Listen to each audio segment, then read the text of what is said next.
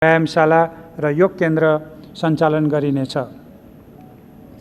निजी क्षेत्रबाट सञ्चालित अस्पतालले प्रदान गर्ने सेवाको प्रभावकारी अनुगमन गर्दै विपद तथा महामारीको समयमा निजी क्षेत्रका स्वास्थ्य संस्थालाई सरकारले उपयोग गर्न सक्ने व्यवस्था मिलाएको छु। निजी क्षेत्रबाट सञ्चालित अस्पतालका चिकित्सकले जिल्ला अस्पताल र स्थानीय तहका स्वास्थ्य संस्थामा अनिवार्य रूपमा विशेषज्ञ सेवा उपलब्ध गराउने व्यवस्था मिलाएको छु। नेपाल स्वास्थ्य अनुसन्धान परिषदलाई संक्रामक रोग नियन्त्रणको समेत अनुसन्धान गर्ने सक्षम निकायको रूपमा विकास गर्ने, नेपाल औषधि लिमिटेडको क्षमता विस्तार गर्ने तथा स्वास्थ्य संस्थामा अति आवश्यक औषधिको मौजात निरन्तर कायम राख्ने व्यवस्था मिलाएको छु।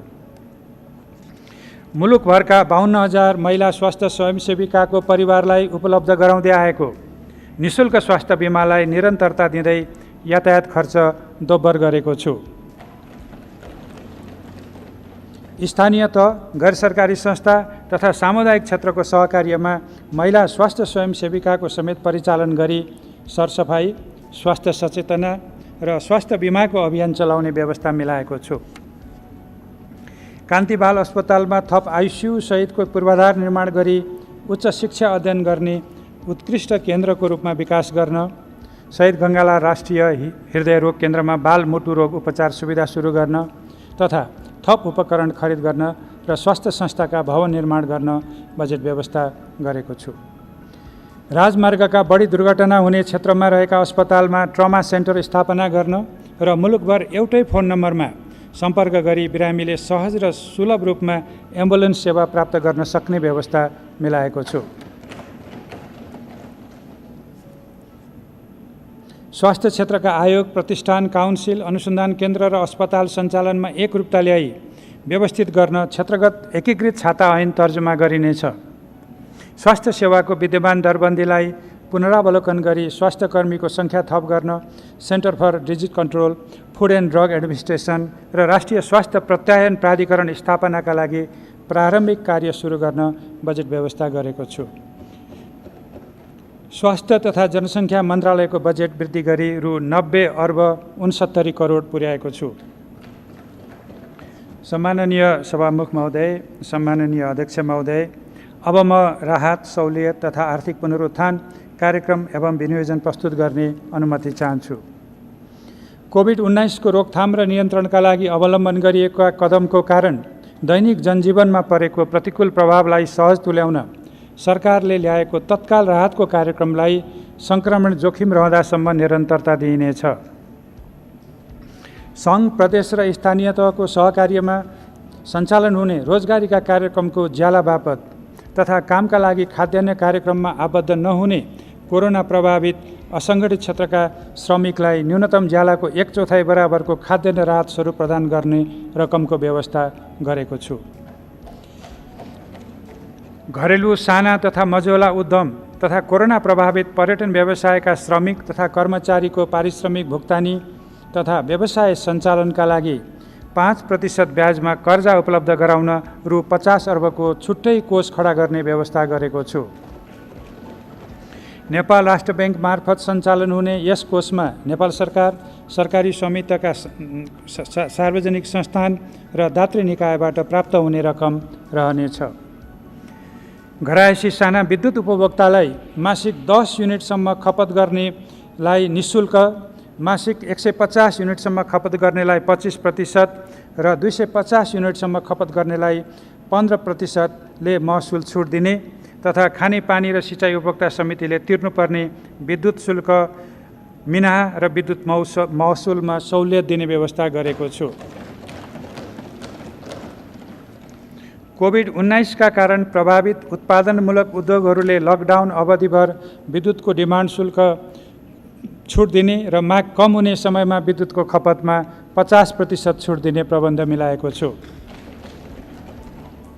कोरोनाबाट प्रभावित कृषि, घरेलु, साना तथा मझौला उद्योग, उत्पादनमूलक उद्योग, होटल, पर्यटन लगायतका क्षेत्रका उद्योग व्यवसायलाई 5% सम्मको सहुलियत ब्याज दरमा कर्जा उपलब्ध गराउन नेपाल राष्ट्र ब्याङ्कले रु 1 खर्बसम्मको पुनर्कर्जा सुविधा उपलब्ध गराउने व्यवस्था मिलाएको छु। कोरोना रोगको बिमा हुने थप व्यवस्था गरी रु 1 लाखसम्मको सामूहिक कोरोना बिमा गर्दा लाग्ने वार्षिक शुल्कमा सरकारले 50% अनुदान दिने प्रबन्ध मिलाएको छु। स्वास्थ्यकर्मी, महिला स्वास्थ्य स्वयंसेविका लगायतका व्यक्तिको बिमा दायित्वको शुल्क सरकारले बेहोर्ने व्यवस्था मिलाएको छु। विदेशमा गम्भीर स्वास्थ्य जोखिममा परेका, रोजगारी गुमाएका, प्रवेशाज्ञाको म्याद समाप्त भएका तथा अन्य कारणले अलपत्र परेका नेपालीलाई स्वदेश फर्काउने कार्यको लागि आवश्यक रकमको व्यवस्था गरेको छु। सङ्गठित क्षेत्रका श्रमिकको योगदानमा आधारित सामाजिक सुरक्षा कोषमा श्रमिक र रोजगारदाताले जम्मा गर्नुपर्ने रकम लकडाउन अवधिभरका लागि नेपाल सरकारले बेहोर्ने व्यवस्था मिलाएको छु।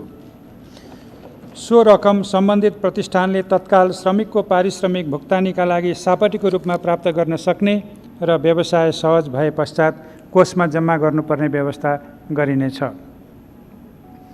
नेपाली वायु सेवा कम्पनीले भुक्तान गर्नुपर्ने पार्किङ शुल्क, वायु सेवा सञ्चालन अनुमति पत्र नवीकरण दस्तुर, उडान योग्यता प्रमाणपत्र दस्तुर र हवाई इन्धनमा लाग्ने पूर्वाधार करमा छुट दिने व्यवस्था मिलाएको छु। कोरोनाका कारण निर्माण, यातायात, आम सञ्चार, चलचित्र लगायतका क्षेत्रमा परेको प्रभाव सम्बोधन गर्न इजाजत पत्र तथा उपकरणको नवीकरण दस्तुरमा छुट तथा चालु पुँजीका लागि कर्जा सुविधा एवं लकडाउन अवधिभरका लागि ठेक्का तथा ब्याङ्क ग्यारेन्टीको म्याद थपको व्यवस्था मिलाएको छु। कोरोनाको कारण उत्पन्न व्यावसायिक अवसरको उपयोग गर्न, नवप्रवर्तनकारी कार्यमा लगानी प्रोत्साहित गर्न चाहने उद्यमी व्यवसायलाई 2% ब्याज दरमा उपलब्ध गराइने नवप्रवर्तन सुरुवाती पुँजीका लागि रु 50 करोडको व्यवस्था गरेको छु।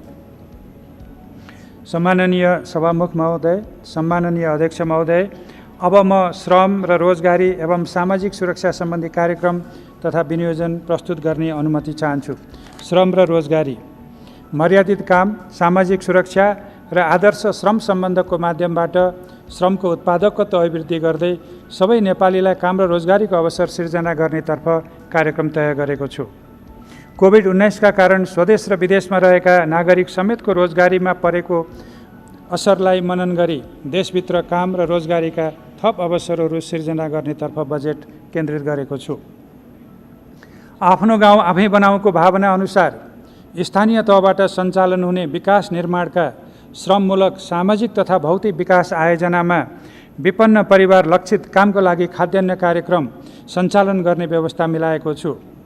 बेरोजगार रहेका, कोरोनाका कारण रोजगारी गुमेका र वैदेशिक रोजगारीबाट फर्केकालाई पारिश्रमिक सहितको जनसहभागितामूलक र प्रविधि सहितको श्रममूलक विकास निर्माणमा परिचालन गर्न आवश्यक रकमको व्यवस्था गरेको छु। प्रधानमन्त्री रोजगार कार्यक्रमको दायरा विस्तार गरी सङ्घ, प्रदेश र स्थानीय तहमा सञ्चालित सार्वजनिक विकास निर्माण कार्य श्रममूलक प्रविधिबाट कार्यान्वयन गरिनेछ।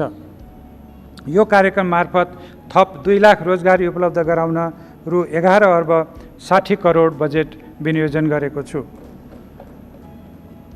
कोरोनाका कारण देशको श्रम बजारमा कार्यरत विदेशी कामदारहरू स्वदेश फर्किएपछि सिर्जना भएको रोजगारीको अवसर नेपालीले पाउने गरी सिप विकास, तालिम र प्रविधिको पहुँच पुर्याउने प्रबन्ध मिलाएको छु। कोरोनाका कारण रोजगारी गुमेका र तत्काल पुनरुत्थान भई रोजगार सिर्जना हुन नसक्ने क्षेत्रमा कार्यरत रहेका मजदुरहरूको सिप रूपान्तरण गरी अन्यत्र काम गर्न सक्षम तुल्याउन उत्पादन र सेवा क्षेत्रका हस्तकला, प्लम्बिङ, बिजुली मर्मत, इलेक्ट्रोनिक्स, कुक, कालीगढ, सिकर्मी, डकर्मी, सिलाइ कटाई, ब्युटिसियन, कपाल कटाई लगायतका सिप विकास तालिम तथा प्रशिक्षण सङ्घ र प्रदेश स्तरमा सञ्चालन गरिनेछ। यसबाट कम्तीमा 50,000 व्यक्तिले रोजगारी प्राप्त गर्न सक्ने गरी रु 1 अर्ब विनियोजन गरेको छु। रोजगार सेवा केन्द्रलाई श्रम सूचना ब्याङ्कको रूपमा समेत उपयोग गरी निजी क्षेत्रका उत्पादनशील उद्योगले आफूलाई आवश्यक पर्ने र श्रम सूचना ब्याङ्कबाट सिफारिस भएका श्रमिकलाई रोजगारी सहितको तालिम प्रदान गर्ने गरी सोही व्यक्तिलाई न्यूनतम 2 वर्ष रोजगारी सुनिश्चित गरेमा बढीमा 3 महिनासम्मको तालिम अवधिको न्यूनतम पारिश्रमिकको 50% रकम अनुदानको रूपमा त्यस्ता प्रतिष्ठानलाई उपलब्ध गराउन रु 1 अर्बको व्यवस्था गरेको छु। यसबाट करिब 50,000 व्यक्ति सिपयुक्त रोजगार हुने अपेक्षा गरेको छु।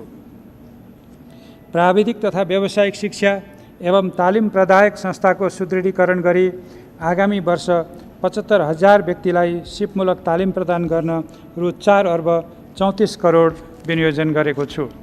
यस कार्यक्रमबाट बजारमा प्रवेश गर्ने नयाँ श्रमिक, कोरोनाको महामारीबाट रोजगारी गुमाएका असङ्गठित क्षेत्रका श्रमिक र वैदेशिक रोजगारीबाट फर्केका युवाले रोजगारी प्राप्त गर्ने अपेक्षा गरेको छु।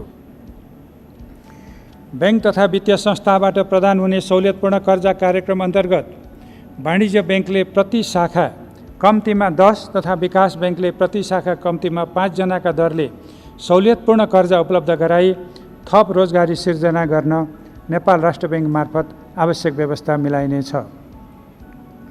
साना किसान विकास लघुवित्त संस्था मार्फत सञ्चालित साना किसान कर्जा कार्यक्रमबाट थप 40,000 रोजगारी सृजना गर्ने, युवा स्वरोजगार कोषको स्वरोजगार कर्जा कार्यक्रमको माध्यमबाट थप 12,000 युवा स्वरोजगार हुने, गरिबका लागि लघु उद्यम लगायतका उद्योग क्षेत्रका कार्यक्रमबाट 1,27,000 र वन पैदावारमा आधारित उद्यम, कृषि वन, नर्सरी स्थापना तथा वृक्षारोपण, संरक्षित क्षेत्र, जडीबुटी उत्पादन र प्रशोधन लगायतका कार्यक्रमबाट थप 30,000 रोजगारी सिर्जना हुने व्यवस्था मिलाएको छु।